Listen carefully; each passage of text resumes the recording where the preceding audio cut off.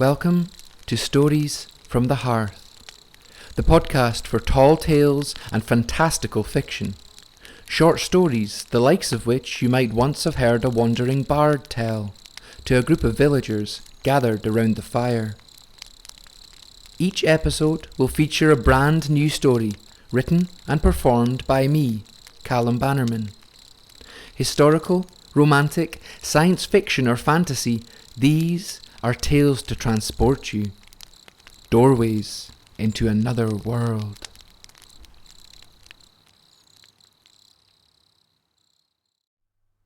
Episode 4, Part 2, The Keymaker. I'd like to begin by giving you a brief recap of last week's episode, Part 1.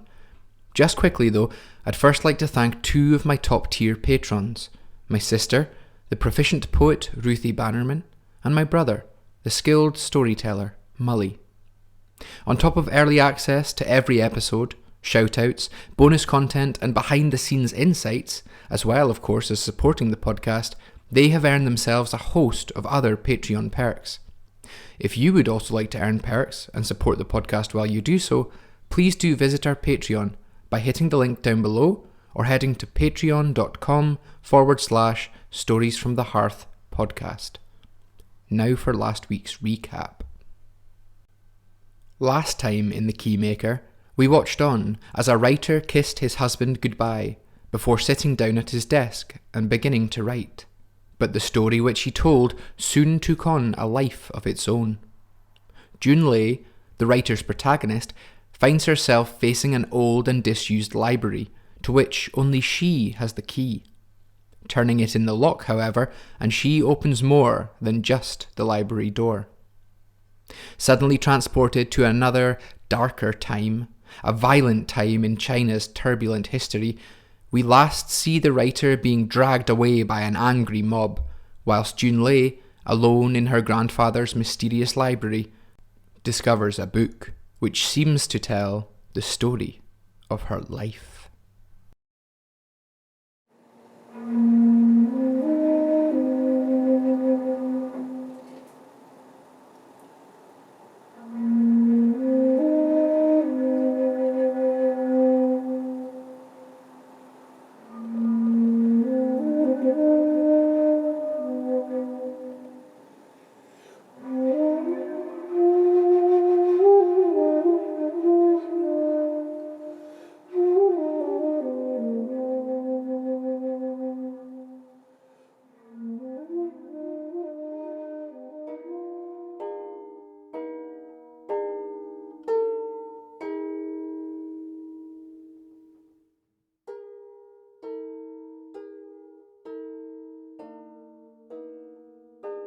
Junlei sat amidst the wreckage of a bookshelf, ivory pages and paper covers strewn in fragments all around her, like a wheeling spiral galaxy, and she the shining nucleus, her cheeks wet with tears as radiant and explosive as stars.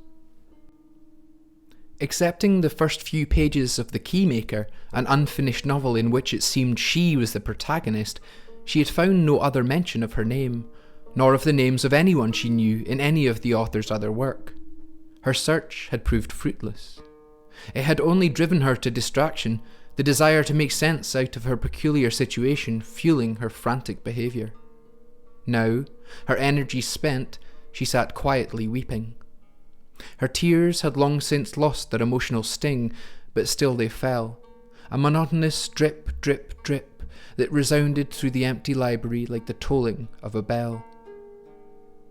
She no longer asked unanswerable questions of the grand, sombre walls, as hushed and weighty in their silence as the tomb of some ancient librarian. She no longer cared much for the why of her situation, no longer hoped that in the author's notes of some buried volume she might discover that this was all an elaborate trick of her grandfather's, or, better still, that it was all a dream. No, Junlei knew better than that. Writers didn't write dreams into stories much anymore, too cliched. Deep down, a mote of understanding was slowly kindling to flame. It occurred to her that since arriving here, she had felt somewhat sluggish. This may not be a dream, but her motivation moved as slowly as legs do in a dream, when one runs and finds themselves hindered by an impossibly dense, impossibly invisible sort of jello. Of course, she had at first been delighted by the place, its sparse beauty, its grand elegance, its promise of boundless knowledge. But delighted, she now realised, like a child is delighted with a hot bubble bath, a simple, unnuanced sensation. A feeling which parents carefully orchestrate, using the pearlescent allure of bubbles to entice their children to wash. Though the child may feel it is their desire to jump into the frothing tub, it is in fact the will of the parent who guides them. Ah, she thought, the bliss of ignorance. To Junlei, she saw now that this library was her bubble bath. She could remember very little before that moment on the steps, taking her key from her pocket as if stripping the clothes from her back, turning it in the lock and stepping inside as if eagerly dipping that first cold toe in a steaming hot bath. But she dared not follow this line of thinking any further. And then a thought struck her. The key! It was the first time she'd thought about her grandfather's key since entering this place, its halls like a Rocky Horror memory warp. She spun around, pushing books and half-books about, first half-heartedly, then with purpose, and soon quite frantically. She pushed the hair from her eyes, tried the pockets of her jacket for the second, now third time. In her peripheral vision, an image floated. A large, polished wooden door swinging shut behind her, and in the hole on the other side, an elaborately carved key. Though she tried all she could not to look directly at this image, soon Junlei could do nothing but stare at it, helpless. She recognised reality with a sinking feeling, her stomach suddenly heavy as lead, heavier still, for its contents swished and swilled, and vividly she felt its pendulous presence. Presently, Junlei vomited loudly and forcefully onto the library floor. She watched through stinging eyes as the liquid spilled out across the wooden slats, slid between the cracks. How the first ejection of chunky, soupy sick was followed by a second helping of slick and shiny bile gazpacho. Finally, when every muscle in her body roared and her throat ran red raw, Junlei sat back and wiped the mess from her mouth and clothes. There was no denying it. She had left her key in the door. Somehow, before able even to test this theory, though when she did she was proved right, so too did she know this. The library exit was now locked to her, and as far as this old building was concerned, she was going nowhere.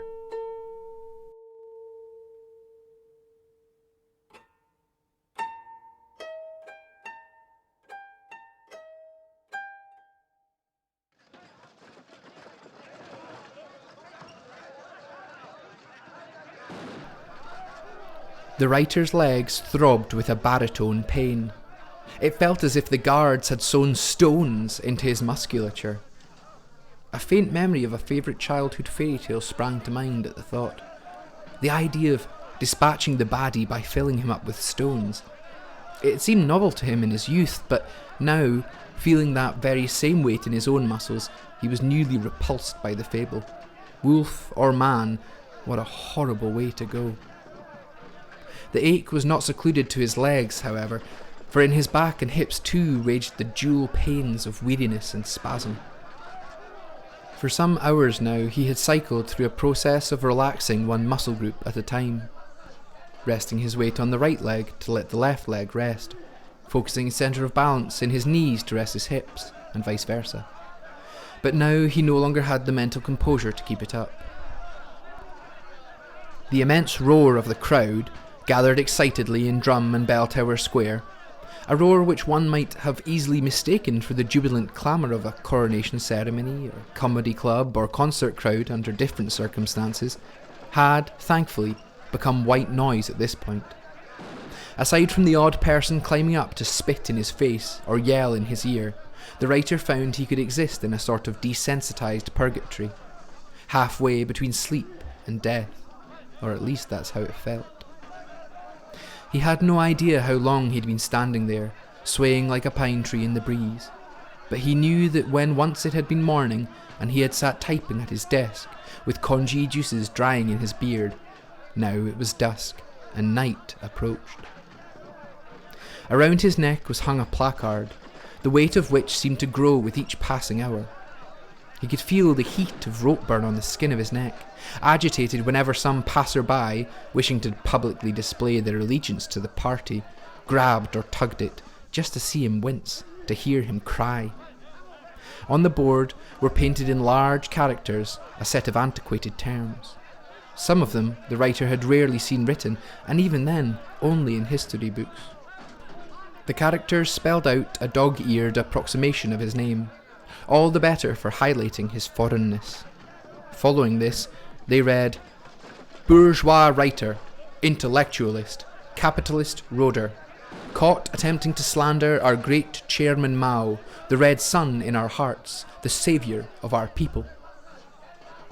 Presently, in the freezing cold of early evening, the writer was stripped of his dressing gown, revealing to all the cartoonish proportions of Mao's face as satirized by his t-shirt.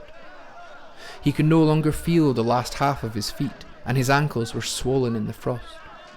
When he tried to rub his thighs back to life, his hands resting on his knees as he stooped in a permanent bow, one or both of the Red Guards at his side would club him across the back for his impertinence. They screamed at him, reminding him that he should be grateful for the cold. The worse he suffered, the greater the penance he could pay to the chairman, the party, and the people. He did not even have the protection of his hair to keep him warm anymore. The mob had made sure of that, people literally queuing up to take part in the ritualistic shearing of his hair. He still had a crick in his neck from all the pulling and pushing. He'd seen images of women like this in liberated France, their hair brutally shaved from their skulls as punishment for fraternization with the enemy. Of course, in that context, fraternization had been code for the women having been raped by Nazi scumbags. Hell, he'd seen photos of exactly this, the dreaded denouncements of the Cultural Revolution, of Liu Shaoqi, once the third most powerful man in communist China, purged by Mao and forced to stand for endless hours, beaten and tormented, his hair torn off in clumps at denunciation meetings just like the one the writer was now the target of. He had never imagined, however, how humiliating and agonizing those meetings would actually prove. At one point, surprisingly late in the day, one of the guards had noticed his Xi Jinping commemorative slippers for the first time. It was clear to the writer that not one of his captors quite knew what to do with these slippers, depicting the then teenage son of China's disgraced propaganda chief as an adult. And not just any adult either, but the new chairman of a future China. The dates on his 25th anniversary slippers of Xi Jinping's reign, 2013 till 2038, seemed to perplex the guards even more. Soon, however, they'd woven between them a narrative which fitted the apparent crimes of the writer. Not only was he all of the things listed on his placard, but now, they proudly proclaimed, they had uncovered an even more sinister plot. Evidently, the bourgeois writer was planning a coup, to reinstate Xi Jinping and oust Mao. Look, they told the crowd, he wears his plans openly. He is guilty of hubris on top of everything. He wishes to reinstate Xi Jinping so that his son, the exile boy Jinping, can become leader. Not that the crowd needed an excuse, but they had relished this new information all the same, and had for an hour or two pelted the writer with stones and rotting fruit, which stung and stank in equal measure. With grim humour, the writer recalled his interest in finding out that people did actually throw fruit in situations like these. He had thought that the act existed only in books and film. He had, of course, considered enlightening his audience as to the unfolding of their history, telling them that the Cultural Revolution would not last. Not once every one of them realised the sham of it all. Not once the crops failed and the iron industry died on its feet. He had considered telling them how Xi Jinping would afterwards be reinstated, with or without the help of a lone author, and of how his son would require no help from anyone to later seat himself on the red throne of China. The writer imagined informing the gathered crowd of how she, the younger, would reign for even longer than Mao, and would be known as one of the most successful capitalist leaders of capitalism's dying years. Of course he said none of this. He only turned the words over in his mind, dreaming up scenarios in which his prophecies might be heard, believed even. As he did so, he thought of the irony of every movie, every book, every play which had once imagined correcting the past with knowledge from the future. Of course, in theory the idea was quite perfect, beautiful in fact. Knowing your lover would die in a car crash, one could travel back to the morning of their death and prevent them from ever taking that drive. In practice, however, things were not so simple, as his present situation made painfully clear.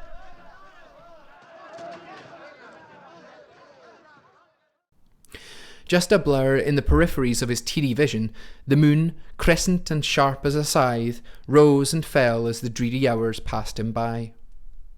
When finally the crowds dispersed, to home or to work, in the pale light of morn, the guards brought him down from his pedestal. Less than an hour later, the writer was being flung into a dimly lit room by the restraints which cuffed his hands together. As the door swung to behind him, and he listened to the key clunk dead in the lock, he allowed himself for the first time to weep. He had no moisture left in his body with which to cry, and yet cry he did.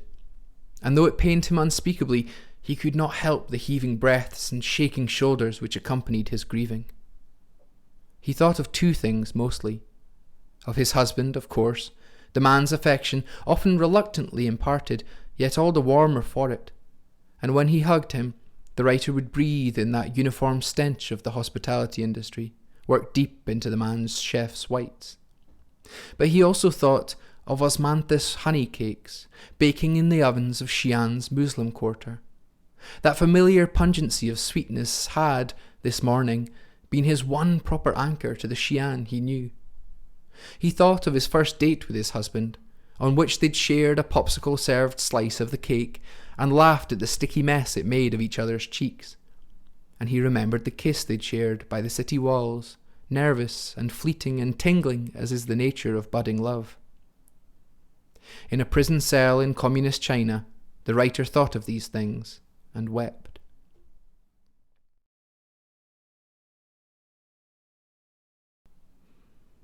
Some time later, the door to his cell flung open. He watched a dark silhouette crouch before throwing something across the floor. The thing clattered and clanged, and when it reached him, the writer saw in the thin beam of light from the doorway a metal platter. Grey and indeterminate matter slopped across it. The plate was soon followed by a tin mug of water, which sloshed and tipped over before it reached him, much to the hilarity of the guards.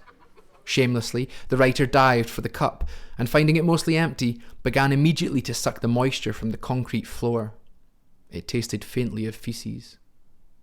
From the still open cell door came a gruff voice. "You're to hang, traitor. Orders from the top. Enjoy your meal." There came another chorus of laughter from the hallway. The writer looked up from the water spill, his expression blank and uncomprehending. What he saw, though, made him smile. For behind the gargoyle shapes of the guards, as his eyes adjusted to the brightness of daylight, he could see through a grated window and out onto the street. And it was a street he recognised.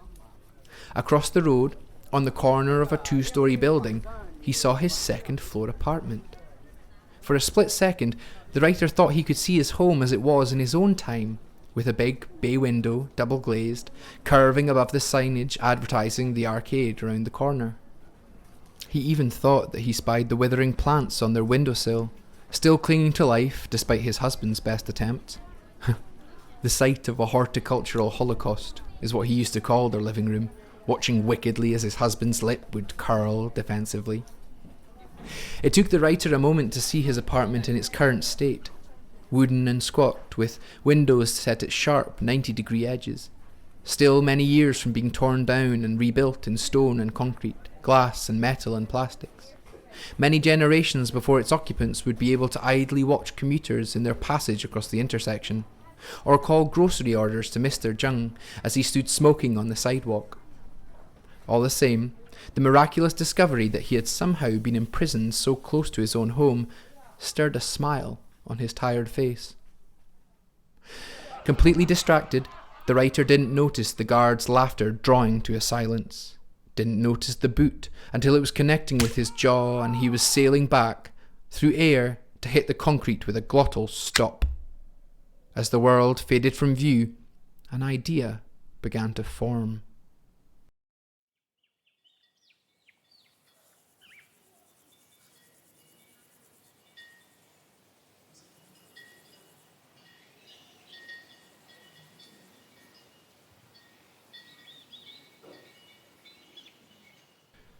This was in fact not the first time the writer had written his stories into existence, though it was the first time it had happened to him in adulthood.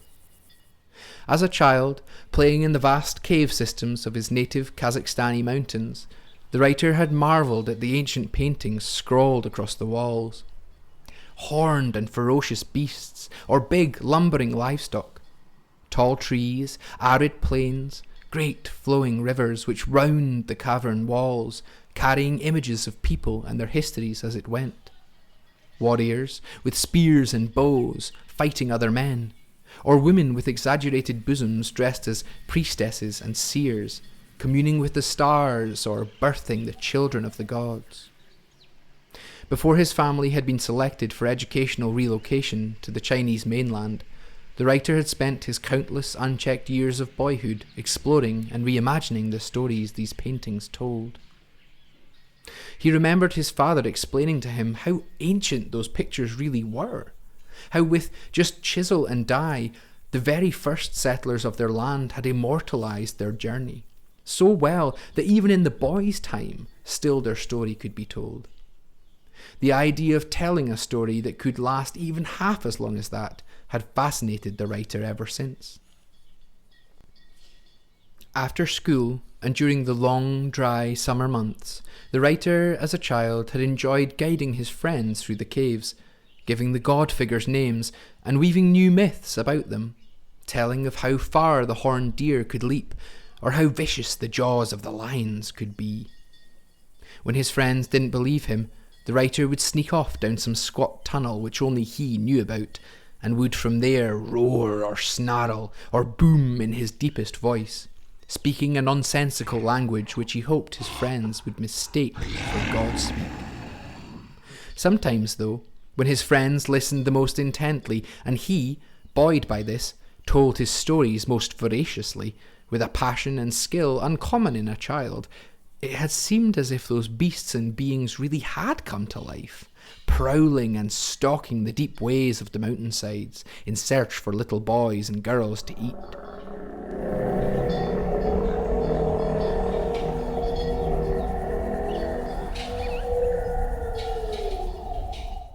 Fantastical though it was, at the time the writer remembered feeling as if he really had conjured life from the old stories etched into the walls.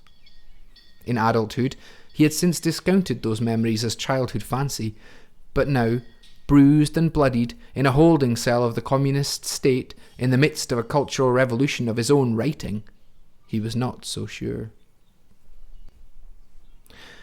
He awoke from muddied dreams of dark holes and streaks of paint in ochre, scarlet, indigo. His head thumped, his stomach gurgled, and a groan crawled achingly from between his parched lips. He spied the upturned mug lying a short ways from his feet, and mourned the loss of water for a second time. This time, though, he remembered what it was that had kindled the beginning of an idea in him earlier. The handle of the mug, worn sharp by years of use, had come loose. The soldering joining it to its body was, at one point, now entirely severed, as a result of it having been thrown across the floor, no doubt. Slowly, painfully, the writer rose to a sitting position, the bones in his spine cracking in harmony with the crunch of damaged cartilage. He leant over and picked up the mug. With a little prying and a tentative bash against the wall, hoping desperately that the guards couldn't hear him, he soon had the handle of the mug completely free. its sharpest end glinting dully in the tiny light from through the cracks around the doorframe. Well, he thought, now I have a chisel. I'll just have to make do without the paint. Squirming over onto his belly, the writer put improvised writing implement to concrete, deciding that the floor was as good a place as any to start. Gently, cautiously, he tried engraving a single character, the Ju part of Junlei. The tin handle scraped across the floor, sending a shiver down his spine. Nonetheless, in the vacuous space of the cell, the ugly noise was soon swallowed, and from outside the writer heard nothing in response.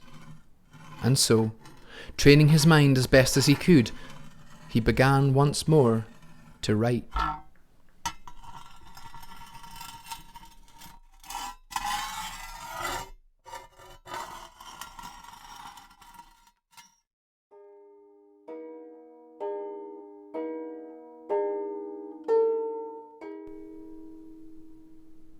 Junlei stepped back out into the light of the main hall, golden, for it was approaching evening, and carried with it a sort of lethargy which differentiated it from the dawn.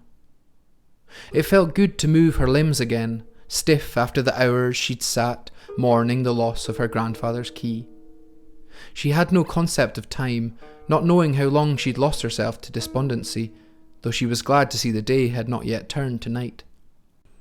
All she could say for certain was that one moment she had felt empty, apathetic and morose, and the next she felt revived, an energy in her veins which she had known before, yet which had been absent ever since entering the library. Presently, air filled her lungs with an eagerness to oxidize, the likes of which reminded her of the trembling air after a storm, or of a day in the wake of depression's grip, when for the first time in what seems an eternity you can see clearly and breathe deeply again. But there was something else. Something about the way she felt, compelled suddenly, as if her subconscious were decided in questions her conscious mind was yet to ask. With a shudder, a thought occurred to her. Was this what it felt like when he... Was this him? The idea chilled her to the bone. Lashing out suddenly, Junlei kicked the base of a wooden pillar with a force which left behind a mark. She bent down and ran her fingers over the wood, searching for the minute changes in texture which defined the scrape. They were there all right. The act, entirely whimsical and spontaneous, comforted her some. She retraced the moment, the split-second decision to kick, the jarring sensation of her foot connecting with the pillar, the gently abrasive surface of its wood a testament to her realness, the real-life consequences of her actions. From the memory folds of her brain came a voice. We are all subject to the fates, but we must all act as if we are not, or die of despair. Was it her grandfather who had told her that? Or some book from the depths of her childhood? Granted, her grandfather had often read to her, so there was, she supposed, the possibility that the voice had been both. Either way, she swallowed its sentiments with not a little bitterness. From the foyer of the ancient library, Junlei noticed once more the giant scrawled characters of the scrolls hanging above reception, deep navy blue on off-white, stating the library's name, Altered Time. This time, though, some new thought nagged at her. She walked to the desk at reception, took the paper softness of the scroll between thumb and forefinger, and rubbed it. She looked up at the length of material, pondering the hand which had drawn those monolithic words all that time ago. Slowly, Junlei walked around to face the other side. Here were the characters again, though of course, from this angle, the name Altered Time read left to right, in the Western style. And there was that nag again, like catching a splinter in one's finger. She frowned. What has 4 legs in the morning, 2 come midday, and 3 before bed? This time, there was no mistaking the memory of her grandfather's voice. Slow as the turtle, tuneful as the crow, he always used to joke. Hearing it, she was immediately transported back to the first time she'd heard that riddle. She remembered with a smile how for a day or more she had pestered her grandfather for the answer. But he had not relented. Not, at least, until Junlei was on the verge of giving up. "It's not possible, Grandpa," she'd protested, eliciting a wry grin from the old man. "Nothing can grow legs like that, or lose 'em. I thought a caterpillar, but they got more'n 4 legs, and butterflies ain't got 3. "Well, no," her grandfather had replied, "though that's a smart guess. Tell me." Junlei still remembered the measured pauses in his speech, as enchanting as the words which followed them. "What have you taken the bed in the riddle to mean?" Junlei hadn't had to think for long to answer. "Well, just that. Bed. End of the day." What if you were to think of bed as meaning death? What if you were to think of morning as meaning birth?" Junlei remembered her childish frustration at this answer, and yet that had proved all she had needed. And now she recalled running back to her grandfather the following day, interrupting his work at the turnstone. "The answer's you, Grandad. It's you," she had giggled with delight. "When you were a baby, you crawled. When you grew up, you walked. That's the 2 legs. And now," she indicated his walking stick, resting against the wall of the shed. It had elated her to see her grandfather's smile, wide and beaming, his many wooden teeth spelling out another riddle in the pattern of brown and white, one which he too often kept to himself. But for young Junlei, solver of riddles, the old man had allowed himself a smile. "See," he'd said, "and all it took was looking at things from a different perspective. It is the best knowledge I can impart, Juju. Whenever you feel stuck, or trapped, or angered and confused, try changing your perspective. You never know what you might find on the other side."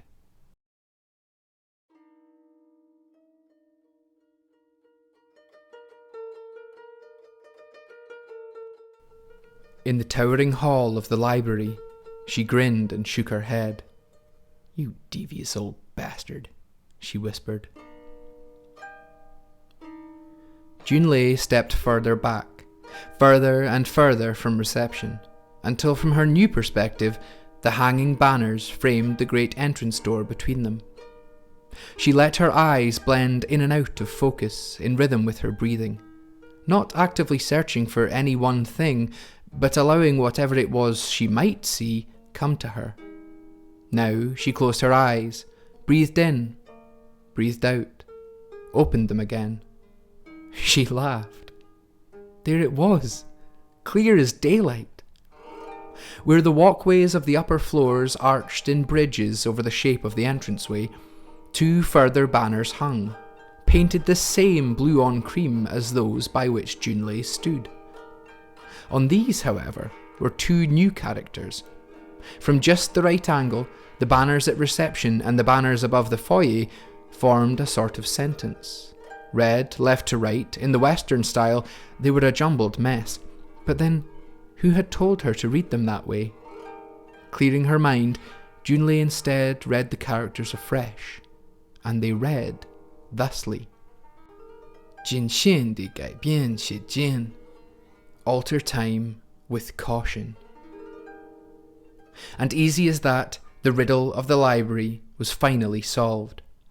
Its name was not Altered Time, as at first she had thought. Those first 2 scrolls had only been part of the message, a riddle some ancient author had been trying to relay. Now, Junlei had learned how to read it, and she could see that its message was a warning. Alter time with caution.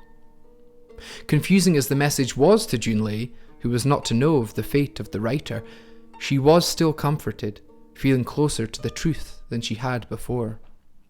And there was more. Where the arching characters of the scrolls converged, on the first floor corridor bridging the main door, there was another door. Though much smaller than the one in the foyer, it was shaped similarly, and carved of the same magnificent wood, lacquered, dark, and intriguing. She could not be entirely sure. Certainly, being sure would mean admitting to a degree of magic or insanity which Junlei was not yet prepared to. but she did not think that the door had been there before.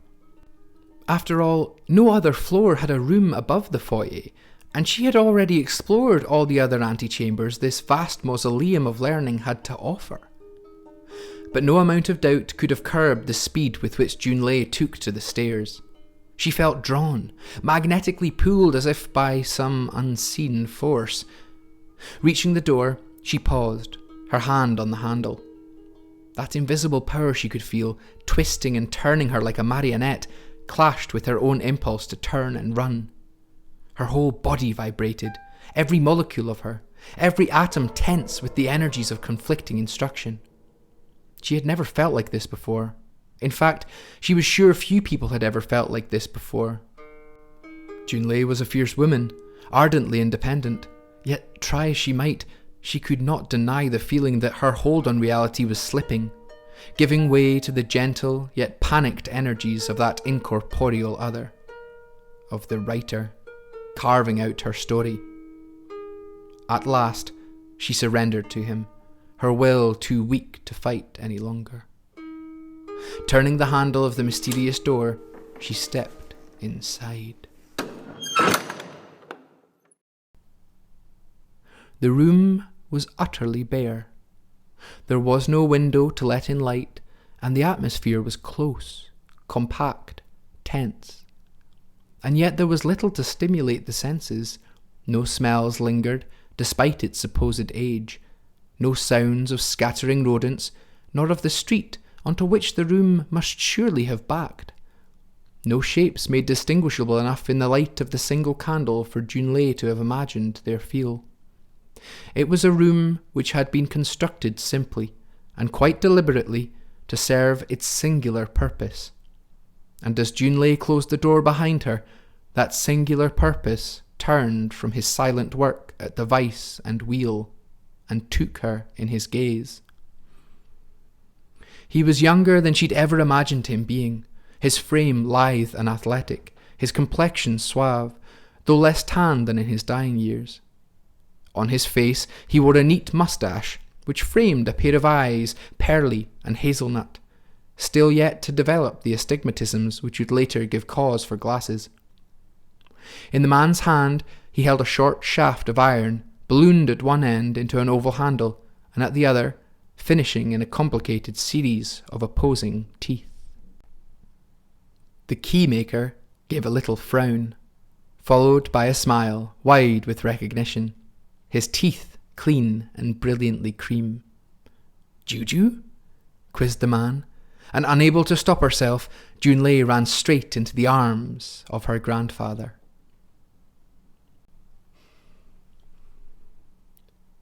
Though her tears were happy, Junlei's cheeks were wet as she took her grandfather's youthful face in her hands, brought it to her. Quite simultaneously, it occurred to them both that, somehow, she must surely be older than him. Granddaughter of greater years than her ancestor. Just as quickly as the thought had come, however, it was discarded, the sheer joy of their reunion too great to lend space to any reservations. After a time, Junlei shook her head. How are you even... Grandpa, none of this makes sense." The Keymaker smiled again, and in his smile Junlei saw some of the wisdom she had so admired in the man's older self, teaching her riddles, showing her the beauty of storytelling. Even now, though not yet fully bloomed, her grandfather commanded that same respect for knowledge, truly uncommon in the rest of the human race. He considered Junlei's question. Tell me what makes sense. Nothing. Nothing makes sense unless viewed from the right perspective, Juju, my dear. You know this. You mean, she began, but she knew to whom her grandfather referred. The writer. The author of those novels. The one with the funny name who had, somehow, told her story. Predicted it or brought it into being. Junlei shuddered. She supposed she had known all along, but until now had not dared examine the sparseness of her reality.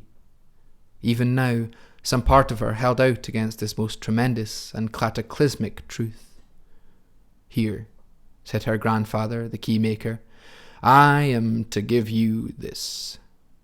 Between his slender fingers, already nobbled from years spent hunched over his instruments, he held out to Junlei a key with which she was intimately familiar.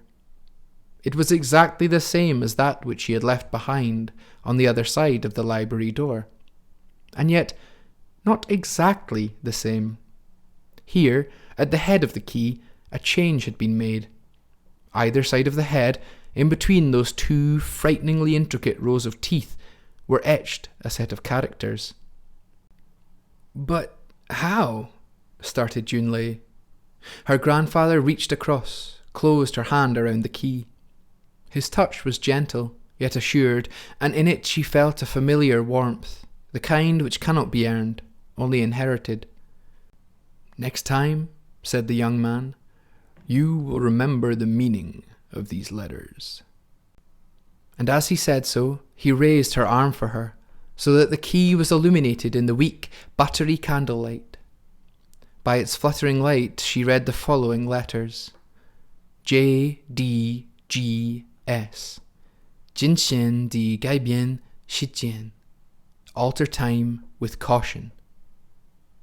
Junlei sighed the exasperated, affectionate sigh of a lover, caught out for the umpteenth time by a partner's foolish joke. She looked longingly into her grandfather's timeless face. "You haven't changed a drop," she thought. "Same as ever. Won't give me the key to the riddle until I've solved it for myself." She smiled thinly, holding back a tear. "Will there be a next time?" she asked, but the Keymaker only smiled and stroked her cheek. "There is only now, my juju bug. That's all there ever is." He wiped at the corner of her eye. "Now go on, get out of here. You know what you must do." As the door to the room swung to, Junlei caught one last glimpse of her grandfather as he turned to go back about his work. She let loose her grief. Back in the library's foyer, squinting through bloody eyes, she slotted the key with a satisfying click into the hole of the door's heavy lock. She tested the physicality of the key, rubbing its cool iron between thumb and forefinger as she contemplated her grandfather's final riddle. Gradually, meaning and understanding slotted into place, her mind becoming one with time. Junlei took a deep breath and unlocked the door. The door to the writer's cell flew open, and in poured blinding daylight. Had he happened to have been standing by it, the force of the guard's thrust would surely have crushed him flat between door and wall. Silhouetted against the afternoon sun was a tall woman, her shoulders broad and face square, her hands wrapped around the barrel of a Type 63 assault rifle. On her head, she wore the standard issue puke green cap of the Red Guards, but the armband she wore told of superiority within the faction. Though the writer could not have differentiated her from her subordinates, he was in fact now face to face with a seasoned commander. The woman turned to one of her officers. "This is him?" The officer nodded. "Huh," she scoffed. "I'd expected more." Her voice was gravelly, though light, tinged with something the writer might, under different circumstances, have called empathy. Certainly, it was the voice of intelligence, though her comment at his expense suggested hubris, or the overconfidence of youth. The writer, midway through carving the final character in Junlei's story, cowered on the floor, still dazzled by the intensity of light infiltrating the safety of his darkness. In his hand, he clutched his improvised chisel. "Your time's up, capitalist," sneered the commander. When the writer ignored her, his hand quivering, holding something silvered and glinting, she barked at him. "Stand when you're spoken to!" At the flick of her wrist, her two officers rushed in, and before the writer could even think of his next move, let alone execute it, the mug handle was kicked from his hand. He let out a yelp of pain, and the commander scoffed. "Please," he began to beg, "please, you've got it all wrong. I'm not a capitalist roader. I'm not even from here. I'm not even from now. Your orders are... But the writer was silenced with a sharp slap across his face and a knee to his gut. Stringy bile lurched, dangling like melted icicles from his lips. We have no orders but our own, traitor. If you haven't worked that one out by now, then you've less sense than I had been informed. Now, come along willingly, or we can skip the ceremony altogether and put you to the firing squad right here and now. Half swallowing a childish wail, the writer gargled compliance. He was dragged from the cell, an officer under each arm, his feet scraping dully across the concrete. When his captors stood him in front of their commander, the woman grabbed his chin in her hand. The unrestrained strength of her grip terrified him. It seemed she could have crushed his skull like a bear if she'd wanted to. What was worse, he could sense nothing in her eyes, so narrow and cold, which suggested she wouldn't have taken pleasure in doing so. Can you walk? She asked at last, and the writer nodded. Then walk, she said, pushing him out into the corridor with the muzzle of her rifle. You, she pointed to an underling, come with me and you see to his cell. They've cleaned out another college, lecturers and professors. She spat pointedly at her feet. They're shipping them here this evening.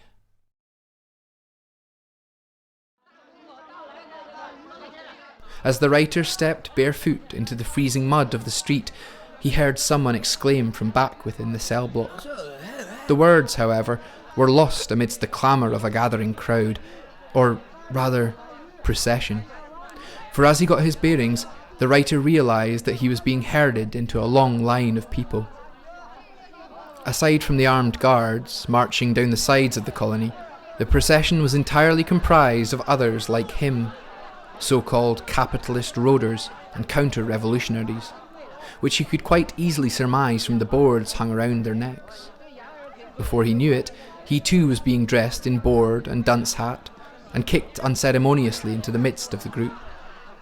Turning in reaction, he watched the commander barking orders to other officers, already having forgot him, already making in the direction of some more pressing matter. And just like that, his fate was lost to the long and solemn march of death. And what irony too, he thought, for as they walked, the procession came to a crossroads. The very same crossroads which would become an intersection, one which his husband and he would look down upon at their flat viewing. The writer wrapped in his husband's arms, imagining all of the wonderful memories they might make together in a flat as gorgeous as that. The procession, he learned, was leading toward the city walls, atop which had been arranged a long line of gallows. It was to be a pointedly public affair, intended to purge Xi'an of the revolution's worst offenders. And as he walked, the writer thought of the end to Junlei's story, which he had patched together, granted a little shoddily, in etchings on the concrete floor of his cell. He thought with bitter humour of the last character, that for door, which had been left incomplete. Would it really have worked? He wondered, trying to suppress the bubbling tears, trying instead to hold in his mind the image of his husband in bed, the Iranian green of his eyes like polished emeralds against the cave dark of his stubble, that tangle of downy fuzz on his chest, the perfect pillow on which to rest one's head. But the image only converted his fearful tears into mournful ones, and so, as he marched beneath his former future flat, the mud he trod on was softly enriched with the salt of his sorrow. Officer Meng Fu reached the end of the strange cell story, scratched in brutish, trembling characters into the concrete. "What is it?" asked her colleague, a sour-faced goon who was known by the nickname The Bull. Meng decided not to tell the man what she'd found. The Bull was an uncanny character, the sort who, in normal times, would have fallen through the cracks of society. Too stupid for skilled labour, too big of an arsehole for much else. In other words, a bully, whose reign of terror should have ended in high school. In times such as these, however, bullies swelled the ranks, and made more for themselves than they ever should have been allowed. Mung caught herself mid-thought, chiding herself for questioning the revolution's methods. After all, it was the farmers and industrial workers who were the real heroes. Intelligence and learning was capitalist code for subversion. Still, it didn't mean she had to like the bull. "Oh, nothing," called Meng Fu. "You go on, I'll finish up here. Catch you up." The bull grunted his acknowledgement, hacked up a mouthful of phlegm, and spat it onto the concrete floor. Not that they were expected to leave the floor shining clean or anything, but it was for just this sort of behaviour that Mung so disliked her companion in arms. Returning to the cell floor's half-started, half-finished story, Meng Fu studied the shape of its final character. Door was traditionally shaped to resemble that which it represented, though in this case its author had only drawn one half, so that instead it currently resembled a flagpole, its flag blowing in a westerly breeze. Before she really knew what she was doing, Mung found herself unfolding the switchblade she carried on her belt. As she bent over the last sentence of the writer's story, she heard her mother's chastising voice. "You never learn when to leave things be, do you?" Scowling, Mung thought back. "At least I learned how to survive, Mother." Then taking her knife, she put it to the concrete.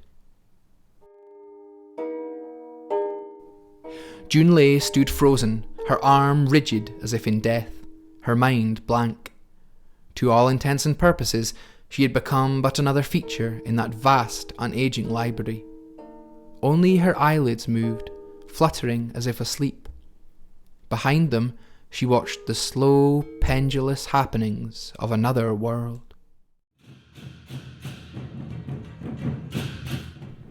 The writer stood shivering under the first snowfall of winter, smart, delicate flakes dissolving against the ebbing warmth of his skin. To his left and right, as far as the eye could see, a long row of hastily constructed gallows crowned Xi'an's medieval walls. Stood on tiptoes, nooses tight around their necks, 100 others waited, like he, for death. He closed his eyes and thought of home, and behind his eyelids fluttered untold possibilities, as yet undecided, unfated.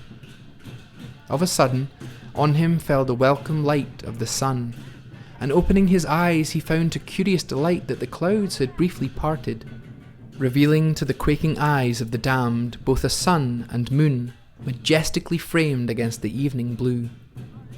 From somewhere behind, he heard the call of the anxious masses, the tangible bloodlust of their cries, and in response he heard the Red Guard commander issue her command, felt the tremble in the trapdoor beneath his feet, as somewhere out of sight a lever was pulled.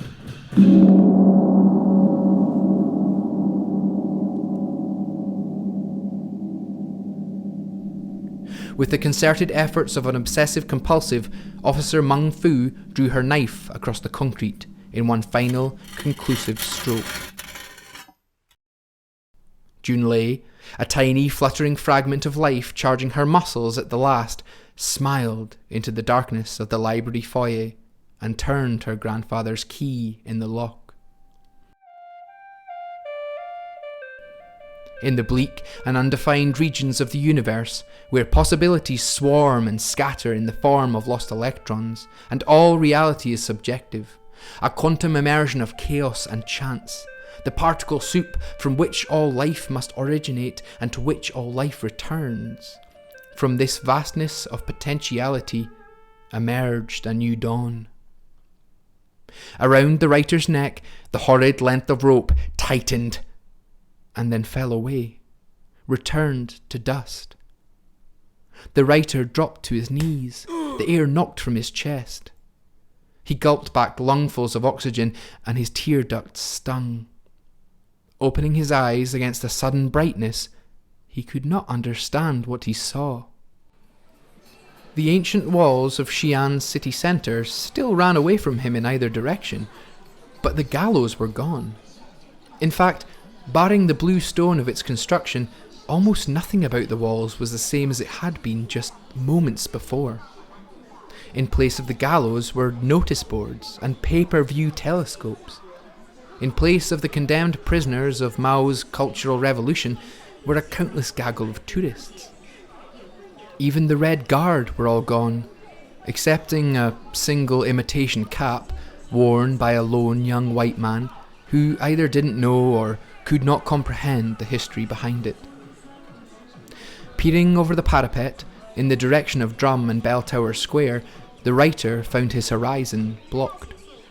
Here were skyscrapers and flashing neon signs, advertisements the height of 2-story buildings, and everywhere the sound of rushing cars, people talking on cell phones, the inconstant clamour of tinny music from department stores and too loud earphones, and laughter, the inane giggling of selfie-taking tourists, the pleasing, primally awakening screech laugh of toddlers chased along the walls by fathers, followed by nattering mothers pushing prams.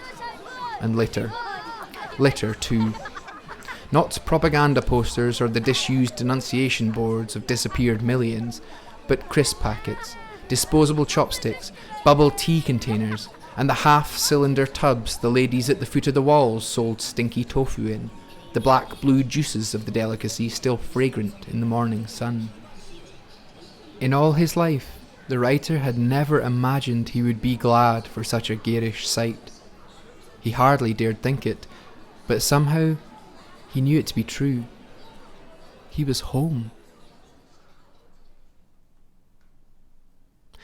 Some time later, the sound of his husband's keys jangling in the hallway door brought the writer skipping impatiently from the bathroom. He wore his head spun up inside a soft cotton towel, concealing for the time being the hack job he'd made of tidying up his torn and mangled hair. He wore another towel around his waist. His chest bore a constellation of bruises from his denunciation meeting, and so quickly he checked himself, grabbing a fresh t-shirt from the laundry and pulling it over his tattered body. The t-shirt was plain, with no print nor design of any sort. I think I might stick to plain tees from now on, he thought. So it was, laughing at his own half-mad joke, that his husband found him. The writer beamed, stifling a tear. He ran without pause to his partner, flinging his arms around the man's muscular frame. The only man in the world he could ever have thought of, have pined for, when he'd felt his world collapsing around him. Hey, what's all this? Are you showered? The writer laughed. Don't act surprised. Then, my God, I missed you, baby. I missed you so much. His husband, too taken aback to fully understand how much the writer meant this, only dropped his bags of groceries to the floor and returned the hug. He hummed. You smell divine. Wait, is that my rather expensive, rather finite ylang ylang and jasmine soap I smell? The writer chuckled. You devil, his husband cursed and began tickling him under his armpits.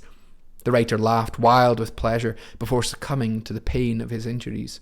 Oh, stop, he wheezed. Oh, shit, sorry. Are you okay? The writer smiled, clasping at his sides. He took the big man's head in his hands, gazing long into those eyes, as deep and lustrous as the forest. I am now, he said. Well, good, replied his husband, 'cause I picked up dinner and a little treat for after. He pulled open one of the bags on the floor to reveal a transparent tub. Inside, the writer saw 2 fresh slices of osmanthus honey rice cake, baked that morning in the ovens of the Muslim district. He laughed, and his husband cocked his head like an uncertain canine. You sure you're okay? The writer nodded. Oh, hey, did you finish your story? Something swept across the writer's face, perhaps the shadow of a passing cloud, or that of memory, slowly fading. His husband didn't catch it. You know what? Replied the writer. I think I did. And their apartment was full of the evening sun.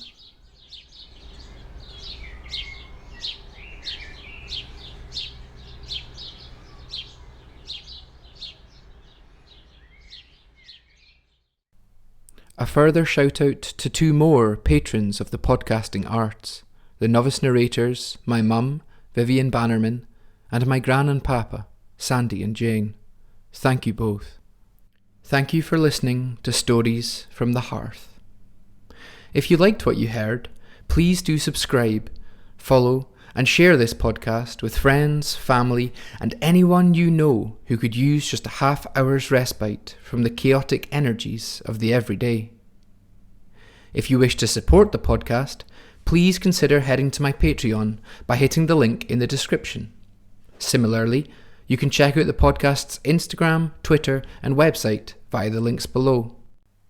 I will be releasing a new episode every 3 weeks, and with your help, in time I hope to upload them even more regularly.